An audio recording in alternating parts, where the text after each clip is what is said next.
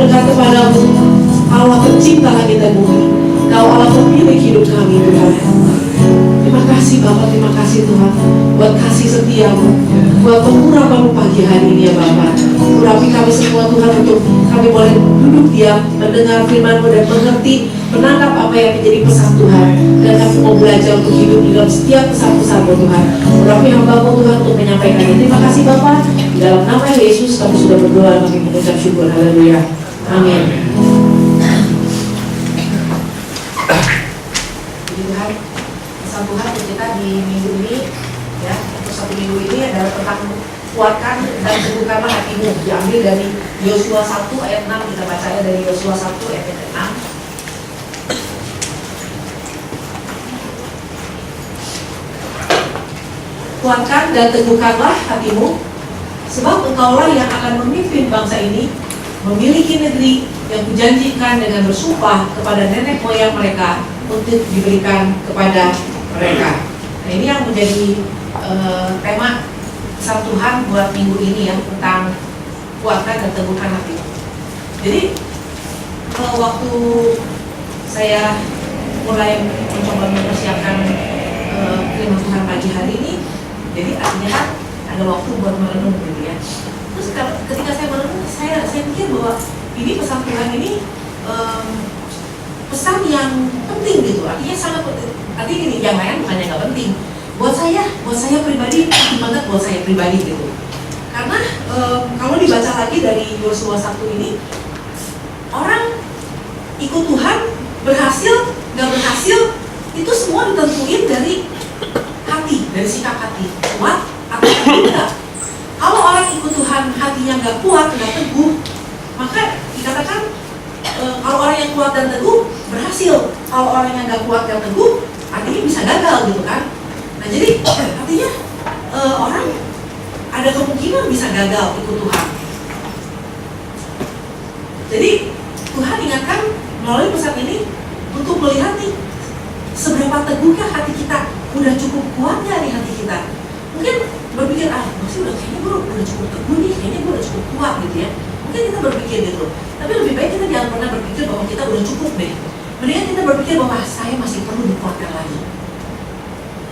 Nah, jadi jangan pesan ini buat kita anak-anak Tuhan. Kalau kita lihat, kalau kita dengarlah berita-berita, banyak hamba-hamba Tuhan yang ketika dia khotbahnya bagus, ketika dia bikin bukunya tuh wah bagus banget gitu. Terus lama kemudian kita dengar, kok bisa jatuh gitu. Nah, ada yang jatuh karena apa? Karena tergoda sama perempuan lain, atau sampai bahkan bukan tergoda aja, akhirnya memutuskan untuk menikah. Jadi beristri dua gitu kan. Nah, yang kalau hamba Tuhan kalau ada jatuh dalam dosa seperti itu, dia akan menutupinya dengan nama-nama rohani ya, bisa perkawinan jiwa, perkawinan roh, apa dia harus tutupin seperti itu. Tapi intinya kok bisa jatuh gitu. Nah, artinya dia sangat tahu firman, bisa jatuh gitu Pak.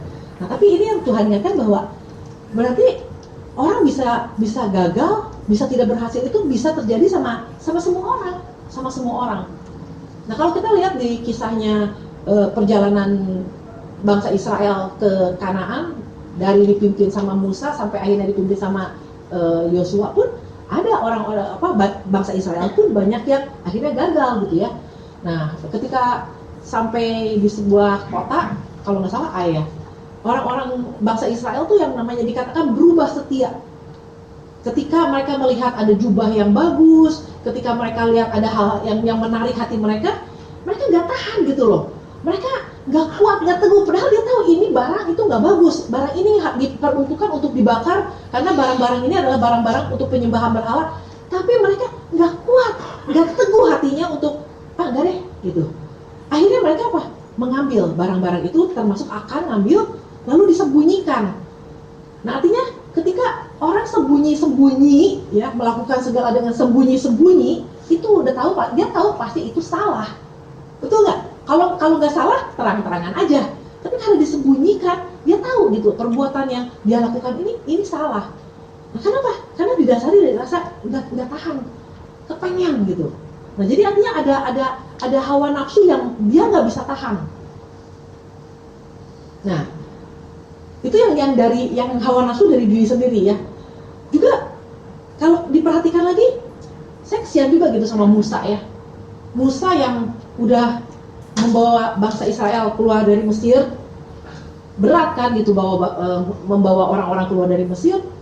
Cuman karena ngadepin orang-orang yang terus ngegrecokin gitu, terus nuntut ini, nuntut air, terus bersungut-sungut, terus gini. Musa yang dikatakan punya hati yang lemah lembut aja, lama-lama gak tahan juga gitu loh, gak kuat. Akhirnya dia yang melanggar firman Tuhan gitu. Jadi ketika orang gak kuat, gak teguh hatinya, dia akan mulai tidak taat, dan kalau dia nggak berbalik, akhirnya dia gagal gitu. Nah, termasuk Musa, akhirnya betapa Allah murka sama Musa. Karena apa? Karena dia nggak tahan, terus-terusan ditekan sama orang-orang Israel sendiri. Nah, makanya kalau kita lihat di dalam Ulangan 3,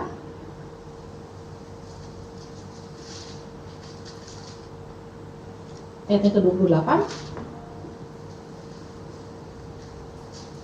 ayat yang ke-26 di sini katakan, tetapi Tuhan murka terhadap aku oleh karena kamu dan tidaklah mendengarkan permohonanku.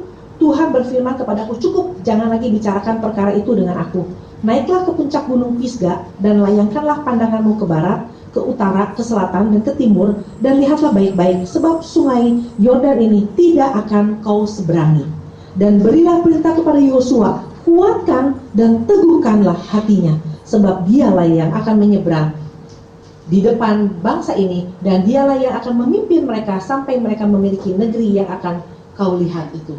Nah, jadi karena nggak kuat lagi, nggak teguh lagi, akhirnya Musa harus bayar mahal.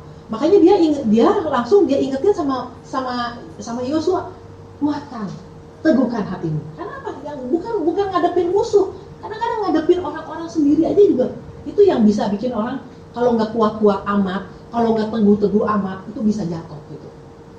Nah, itu yang akhirnya Musa harus bayar, dia nggak bisa masuk ke tanah Kanaan. Belum lagi Harun, kalau kita lihat kisah Harun, waktu Musa naik ke atas gunung aja, semua orang-orang bilang, udah Musa nggak tahu kemana, ayolah bikin apa, patung lembu lah, ayo bikin, kita kumpulin ini. Nah, dari begitu banyak orang, mayoritas semuanya mendesak Harun untuk buat patung. Akhirnya Harun pun buat patung. Nah, jadi orang bisa gagal. Makanya Tuhan ingatkan. Jadi ada dua tipe kategori orang percaya. Orang percaya yang kuat dan teguh hatinya. Ada orang percaya yang lemah dan rapuh hatinya. Nah, ini yang bahaya tuh kalau hidup dengan hati yang lemah dan rapuh. Karena apa? Kita hidup di dunia ini ya, makin hari makin nggak mudah. Di sekeliling kita itu banyak hal yang bisa membuat kita, ya iblis pakai banyak cara untuk apa? Untuk menjatuhkan, untuk membuat gagal. Ya kan? Nah, jadi Tuhan ingatkan ini. Jadi intinya gini, jangan kita berpikir bahwa saya mah rasanya udah kuat gitu. Nah, kadang-kadang kita terlalu menilai diri kita terlalu luar biasa. Saya selalu ingat tentang Matius 7. Orang itu bilang, Tuhan, aku kan udah berbuat, aku kan udah buat mujizat. Tapi penilaian Tuhan, orang yang kayak gini tetap gagal. Buat diri sendiri, orang ini merasa mau udah gini, udah hebat, udah ini, udah melakukan ini. Tapi ketika dia bertemu Tuhan bilang, lu mah gagal ternyata. Nah, jadi jangan penilaian tentang kekuatan kita ini bukan berdasarkan kita, tapi berdasarkan firman Tuhan. Nah, beberapa hari yang lalu juga saya sempat waktu di warung ngobrol sama Ibu Yuyun.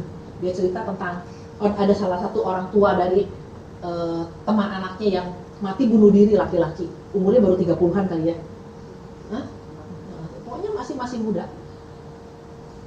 Artinya kenapa orang sampai bisa memutuskan untuk bunuh diri? Ya karena udah gak kuat, nggak tahan lagi, nggak teguh lagi. Mungkin dia awalnya dia bercoba untuk bertahan, tapi lama-lama nggak teguh lagi, nggak kuat lagi. Akhirnya mengambil keputusan untuk apa? Untuk bunuh diri. Mula-mula pasti kecewa, udah kecewa langsung tawar hati, akhirnya mengambil keputusan untuk melakukan kebodohan. Nah, dalam rumah tangga pun juga gitu. Kita dalam rumah tangga banyak hari-hari ini kita lihat orang-orang yang akhirnya berpisah, hancur. Kenapa? Nggak tahan, nggak kuat lagi mempertahankannya gitu. Atau salah satu nggak kuat menahan godaan. Ada orang digodain terus, lama-lama nggak kuat juga, nggak tahan juga. Akhirnya apa? Ya udah selingkuh, dan udah berantakan deh gitu. Nah tapi ternyata kehancuran itu, kegagalan itu nggak selalu harus dimulai dari masalah, persoalan. Orang bisa nggak tahan juga kalau apa? Kalau hidup dalam kelimpahan, kalau nggak kuat, nggak tahan hatinya, nggak teguh hatinya, kekayaan pun bisa buat orang gagal. Nah, jadi banyak hal. Makanya Tuhan ingatkan ini. Nah, jadi kadang-kadang pun juga ya, ketika kita dengar firman Tuhan, dalam hati nih, aduh, saya mau komitmen.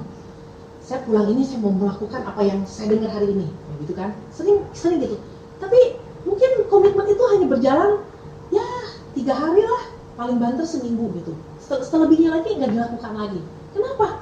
Karena nggak kuat, nggak teguh hatinya untuk terus melakukan komitmen. Makanya zaman sekarang komitmen itu barang mahal. Orang jangan pernah bilang, ayo kita mau komitmen.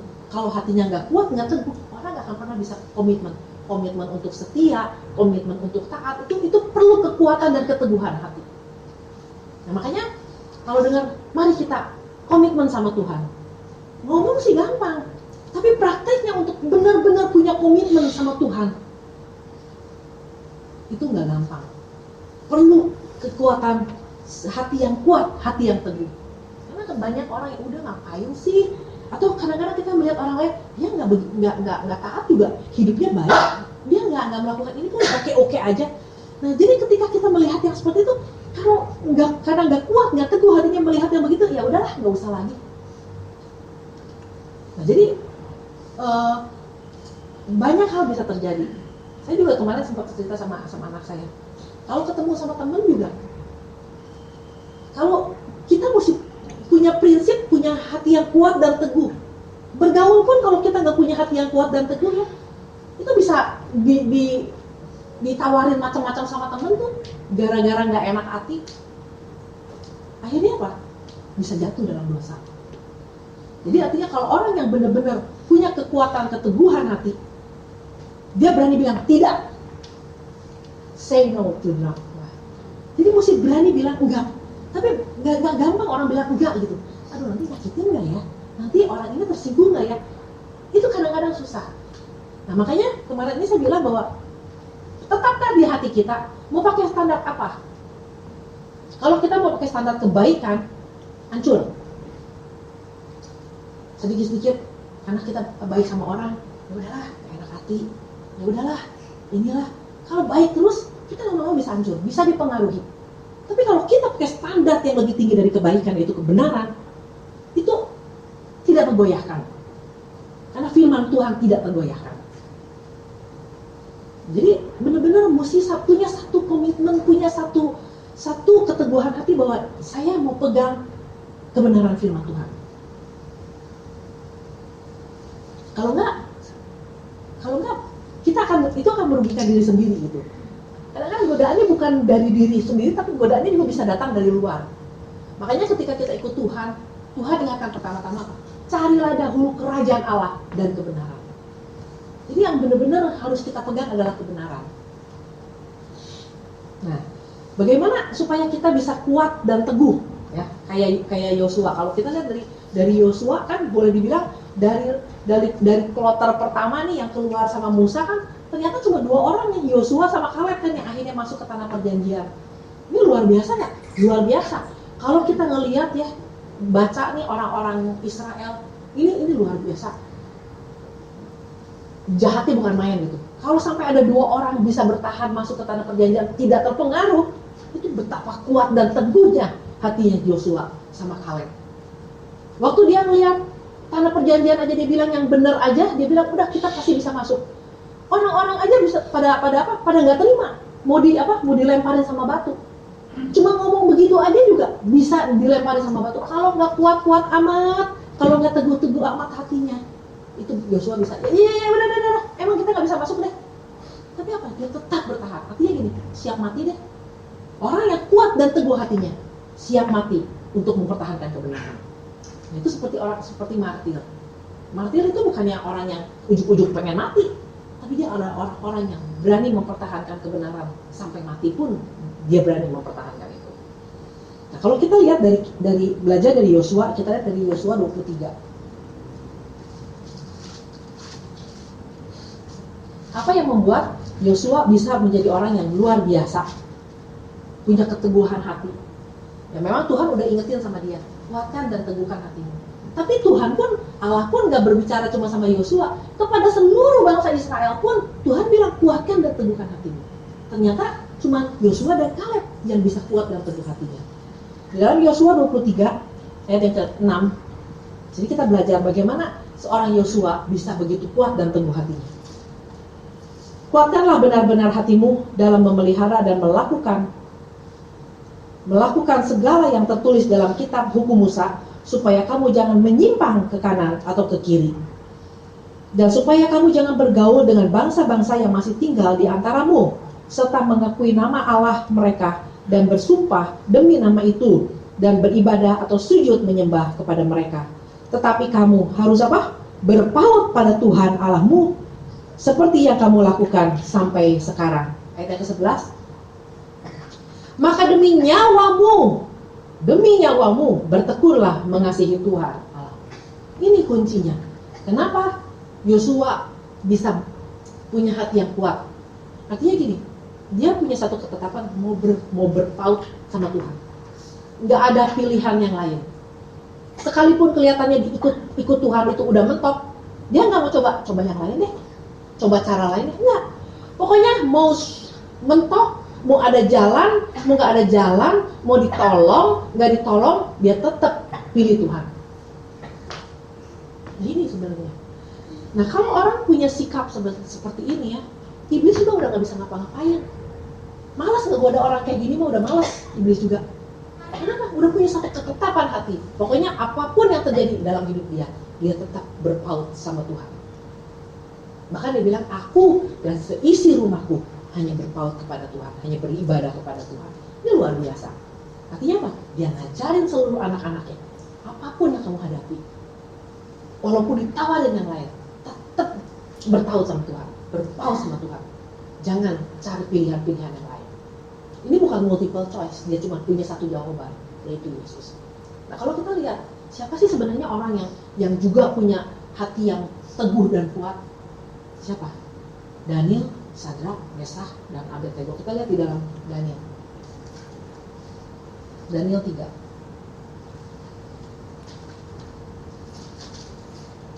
Kita tahu banget kisah ini ya.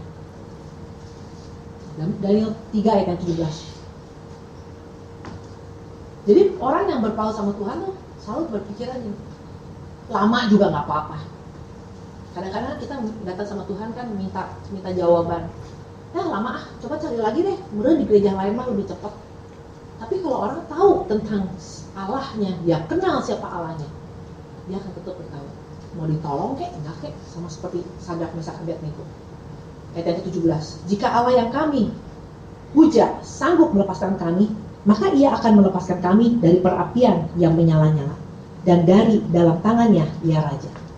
Tetapi seandainya tidak, hendaklah Tuanku mengetahui ia raja, bahwa kami tidak akan memuja dewa Tuanku dan tidak akan menyembah patung emas yang Tuanku dirikan itu. Ini orang yang betul-betul berpaut, siap mati. Jangan selalu gini di dia mah kieu-kieu wae. Dan mulai mencari. Tapi gini ya, Jadi kalau orang tahu berpaut sama Tuhan, dia akan tetap berpaut sama janji Tuhan. Kemarin juga diingatkan, stand on His promise. Dia berpaut juga sama waktu Tuhan. Dia pasti kenal banget Tuhannya.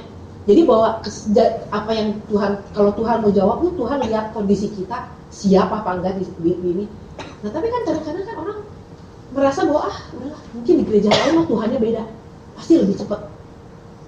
Tapi kalau dia tahu Tuhannya, mau pindah kemanapun juga janji Tuhannya tetap sama. Mau pindah kemanapun juga tetap janji Tuhan mah sama. Cuman yang jadi persoalan adalah orang itu nggak pernah kenal tentang janji Tuhannya. Nah jadi kalau dia tahu bahwa Allah yang ketika dia berpaut sama Allah, dia tahu bahwa Allah itu penuh kuasa, Allah itu luar biasa, Allah itu dahsyat, nggak ditolong hari ini nggak jadi masalah. Nah kalau orang punya ketetapan hati seperti ini, iblis udah nggak bisa ngegoyahin apa-apa. Nah iblis itu iblis kan nggak maha tahu, dia nggak tahu hati kita setia apa enggak, dia nggak tahu. Cuma dia tahu gelagat kita. Kalau kita udah nggak setia, dia tahu. Nah jadi sering kali gini, orang mengambil keputusan ketika dia yakin, udah sok ikut gue lah, sama Tuhan gue mah hebat dah, luar biasa. Di sini mah lama ya jawabannya, sama Pak Ishak ya, yang bagus. Mending ikut gue tah gitu, misalnya ada yang ngajakin kayak begitu. Ya udah ikut. Kalau dia tahu sifat Allah ya, waktunya waktu Tuhan pasti yang paling baik, bahwa janji Tuhan udah pasti nggak mungkin berubah, karena yang menjanjikannya itu Allah yang tidak pernah ingkar janji. Kalau dia tahu itu, dia nggak akan pernah pindah-pindah. Kenapa? Sama aja, janjinya sama, Tuhannya sama. Nah, cuma yang jadi rugi apa? Iblis lihat ini orang bukan golongan orang setia nih. Ini orang gampang goyah nih. Nah makanya iblis paling suka, ini masa sasaran empuknya iblis. Tapi orang yang punya keteguhan hati, Tuhan bilang bukannya iblis aja nggak bisa jagain, nggak bisa gangguin, tapi Tuhan bilang aku jaga. Lihat Yesaya 26.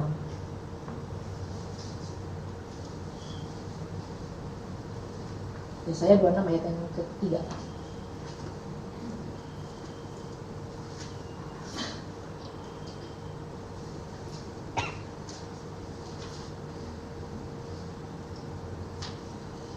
Yang hatinya teguh kau jagai dengan damai sejahtera, sebab kepadamulah ia percaya.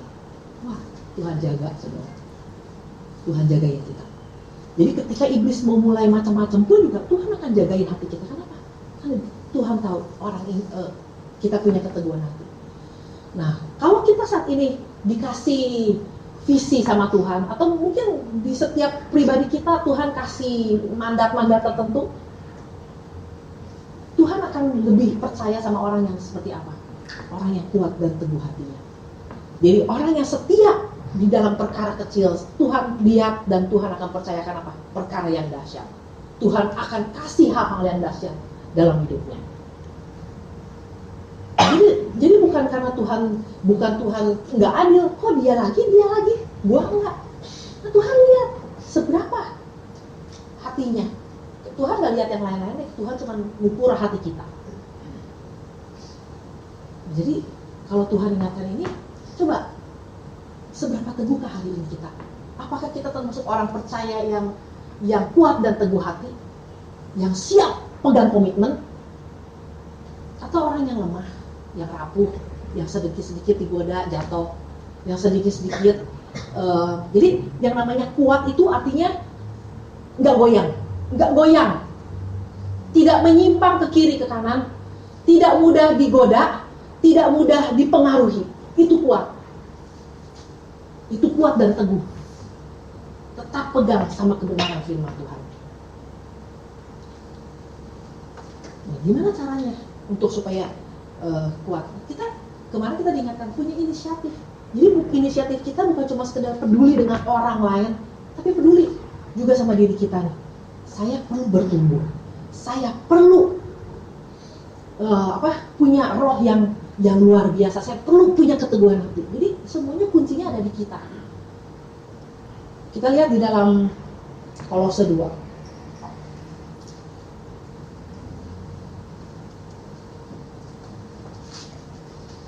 Kolose 2 ayat yang ke-6.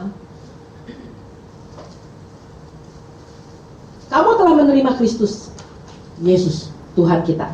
Amin. Kita semua udah terima Kristus Yesus Tuhan. Karena itu, hendaklah hidupmu tetap di dalam Dia. 7. Hendaklah kamu berakar di dalam Dia dan dibangun di atas Dia.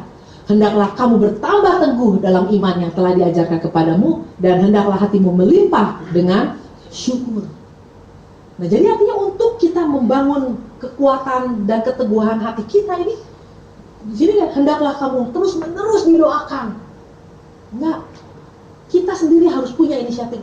Gua mau berakar dalam Tuhan, gua mau dibangun di atas Tuhan. Jadi kita punya inisiatif, kita aktif untuk membangun diri kita sendiri, mencari kebenaran. Nah, ini udah waktunya gitu.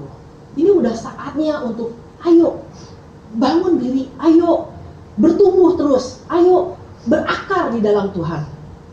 Ini udah waktunya gitu. Kalau sampai Tuhan kasih pesan kuatkan dan teguhkan hatimu, kita nggak tahu yang kita akan hadapi seperti apa. Artinya gini, firman Tuhan udah bilang bahwa nanti akan ada orang-orang yang datang, akan ada orang yang menyerupai Yesus. Dia akan melakukan banyak mujizat. Nah, tapi kalau kita nggak ngerti firman, kalau kita nggak dari sekarang membangun dan berakar di dalam Tuhan, orang-orang bilang, di sana ada Yesus. Waduh, semua lari ke sana. Nggak taunya apa? Sesat. Berapa banyak orang yang saat ini ikut pengajaran sesat? Kenapa? Karena dia nggak ngerti gitu firman Tuhan. Nah, oleh karena itu, untuk kuat dan teguh, sama seperti dikatakan oleh Yosua bahwa harus berpaut sama Tuhan. Dan apa yang kedua, bertekun untuk mengasihi Yesus. Artinya bangun hubungan, terus berdoa, sekalipun gak dijawab, doa terus menyembah Dia, walaupun tantangan ada, terus menyembah Dia. Itu namanya bertekun mengasihi Tuhan. Cuman itu aja sebenarnya yang kita perlukan. Kita semua perlu untuk itu. Karena Tuhan kasih pesan ini nggak main-main. Nggak tahu apa yang mau dihadapi, nggak tahu tantangan apa, nggak tahu godaan apa yang akan dihadapi. Tapi kita tahu, kalau kita tahu bahwa inilah waktunya, kita mau terus membangun. Jangan cuma pegang janjinya, pegang juga Yesusnya gitu. Karena Yesus itu yang punya janji. Kadang-kadang udah pegang janjinya, ke gereja lain lah, udah mungkin di situ mah lebih cepat. Janjinya mah tetap dipegang gitu. Tapi kalau kita pegang Yesusnya, kita tahu siapa Yesus, kita akan tetap kokoh. Amin. Nah, saya nggak akan panjang lebarkan firman Tuhan pagi hari ini, tapi kita mau belajar. Saya belajar, kita semua belajar bahwa iblis tahu gelagat orang-orang yang lemah. Iblis tahu lihat orang-orang yang punya gelagatnya, nggak teguh hatinya, dan itu yang diincar habis-habisan sama iblis. Amin. Ini firman Tuhan. Tuhan Yesus.